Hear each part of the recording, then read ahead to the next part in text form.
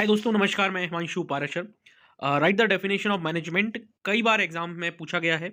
और यदि मैं पुराने एग्जाम्स के बारे में बात करूं, अभी यदि मध्य प्रदेश बोर्ड के बारे में बात करूं तो 2022 में डेफिनेशन ऑफ मैनेजमेंट पूछा गया था। डेफिनेशन में क्या होता है दोस्तों, आपको जैसे आप जैसे देख रहे हैं हरोल्ड कुनर्ट्स एंड हिंज विरिच की डेफिनेशन। अब इसको क्या है, आपको एज इट इज पढ़ना पड़ेगा और इनका नाम भी याद रखना पड़ेगा, ठीक है ना। तो डेफिनेशन में यही होता है कि आपको ना एज इट इज मतलब रटना होता है और याद रखना होता है, ठीक है।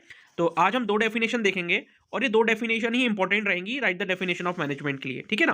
तो यदि आप इनको करके जाते हो एग्जाम में, और आप कोई भी एग्जाम यदि मैनेजमेंट से रिलेटेड कोई मीनिंग पूछ रहा है, कुछ भी पूछ रहा है, फीचर्स पूछ रहा है, वहां पर भी आप डेफिनेशन लिख सकते हैं। और यदि सिर्फ डेफिनेशन लिखा हुआ है तो वहां पे तो आप इजिली लिख सकते हो डेफिनेशन को, ठीक है। अब पढ़ते हैं हम। हरोल्ड कुनर्ट्स एंड हिंज विरिच की डेफिनेशन है। वो बोलते हैं कि मैनेजमेंट इज द प्रोसेस। आपको याद करना पड़ेगा, याद करने का मैं तरीका भी बताऊंगा, ठीक है। सुनना बड़ी ध्यान से। Management is the process of designing and maintaining an environment. क्या मतलब हुआ कि मैनेजमेंट एक ऐसी प्रोसेस है जो इन्वायरमेंट को डिजाइन कर रहा है, बना रहा है और उसको मेंटेन कर रहा है।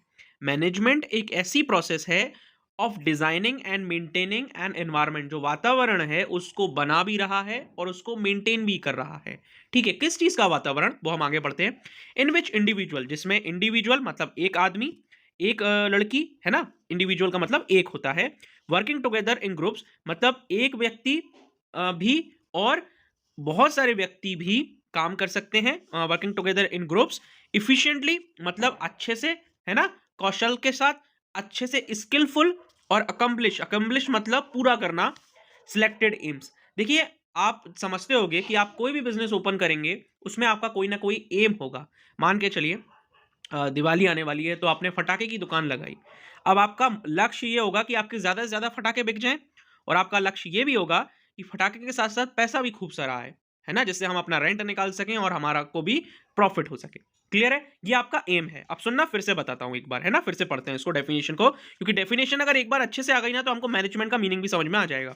कि management is the process of designing and maintaining an environment. Management एक प्रोसेस है जो डिजाइन करती है मतलब बनाती है और मेंटेन करती है इन्वायरमेंट को, ठीक है, वातावरण को, ठीक है। इन विच इंडिविजुअल मतलब एक व्यक्ति के लिए भी वो इन्वायरमेंट बनाती है, और वर्किंग टुगेदर इन ग्रुप्स जो बहुत सारे लोग जो काम कर रहे होते हैं ना ग्रुप में, उनके लिए भी एक अच्छा वातावरण बनाती है।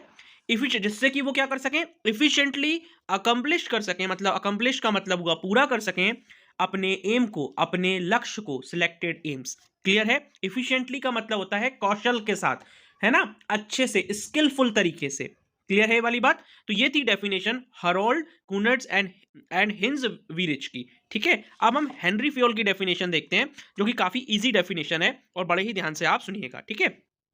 The management is to forecast. Forecast का मतलब होता है पूर्व में जो हम धारणाएं बना लेते हैं। मतलब मान के चलो, आज मैंने ये सोचा फॉर एग्जाम्पल कि ना मैं बड़े होकर एक बहुत बड़ा कार का शोरूम बनाऊंगा, ठीक है। बड़े होकर मैं बहुत बड़ा कार का एक शोरूम बनाऊंगा। आपने किसी वीडियो में देखा होगा धोनी का बाइक का शोरूम, कितनी ज्यादा बाइक्स हैं उसमें, उसके अंदर, ठीक है।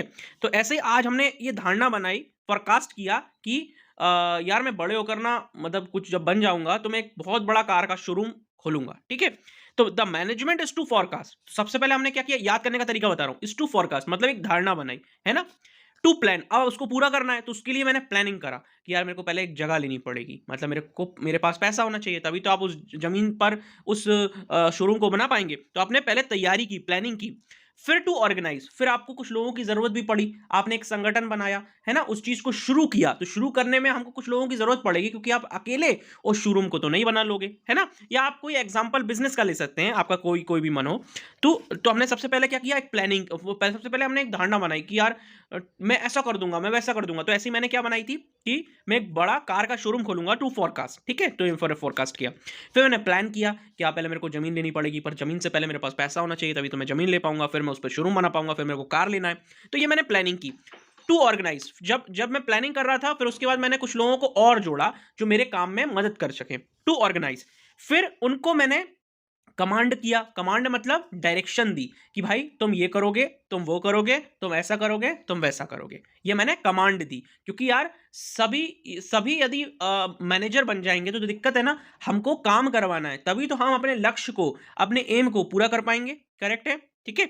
तो हमने टू फोरकास्ट किया, फिर प्लानिंग की, टू प्लान, टू ऑर्गेनाइज, कुछ लोगों को रिक्रूट किया, रखा अपने संगठन में, अपने एक ग्रुप बनाया। टू कमांड, अब उनसे काम करवा रहे हैं हम, उनको ऑर्डर दे रहे हैं, उनको निर्देश दे रहे हैं। अगर उसमें से कुछ लोग कोऑर्डिनेट कर लेंगे, टू कोऑर्डिनेट, उसमें से कुछ लोग कोऑर्डिनेट कर लेंगे, मतलब हाँ हाँ सही है, आप सर सही बोल रहे हैं, ये कर सकते हैं, फिर वो अपने कुछ सजेशन देंगे, नहीं ऐसे नहीं ऐसे कर सकते हैं सर, है ना। तो कोऑर्डिनेट का मतलब हम एक तरीके से बोल सकते हैं तालमेल बनाना, है ना। आपने जो बोला हमने उस चीज को माना और उसको एक्सेप्ट किया और करना स्टार्ट कर दिया। To coordinate and to control. अब कुछ लोग ऐसे होंगे कि सर मैं तो नहीं कर रहा, मेरे को कोई इंटरेस्ट नहीं है आपके शोरूम बनाने में, इसमें तो सिर्फ आपका फायदा है, मेरा क्या फायदा है। आपका शोरूम बनेगा, कल की आपकी कारें खड़ी होंगी, मेरा क्या फायदा उसमें, है ना। तो अब उसको बताना पड़ेगा, उसको कंट्रोल करना पड़ेगा, देखो हम आपको सैलरी दे रहे हैं, है ना, आपको अच्छे से काम करना पड़ेगा, है ना, यदि आप काम नहीं करोगे तो हम आपको निकाल देंगे। तो ये कंट्रोल करना हो गया, ठीक है। तो हेनरी फ्योल की डेफिनेशन थी, क्या डेफिनेशन थी, देखो इसको हमने बहुत अच्छे एग्जांपल से समझा। क्या समझा, आपको याद भी शायद मेरे ख्याल से हो गया होगा कि the management is to forecast, to plan, to organise, to command, to coordinate and to control. मैं आपको लिटरली बताऊं, ये मैंने देख के नहीं बोला, ये मैंने सामने अपने व्हाइट बोर्ड को देखकर बोला। तो थैंक यू सो मच दोस्तों इस वीडियो को देखने के लिए। आई होप कि आप सीख पाए होगे डेफिनेशन ऑफ मैनेजमेंट, और आप एग्जाम में लिख के भी आइएगा, आपको काफी अच्छे मार्क्स मिलेंगे। Thank you so much. Video को अगर अच्छा लगा हो तो लाइक करिएगा, अपने दोस्तों के साथ आप शेयर भी कर सकते हैं, और चैनल को सब्सक्राइब करके रखिएगा, आगे और भी वीडियोस आएंगे। और थैंक यू।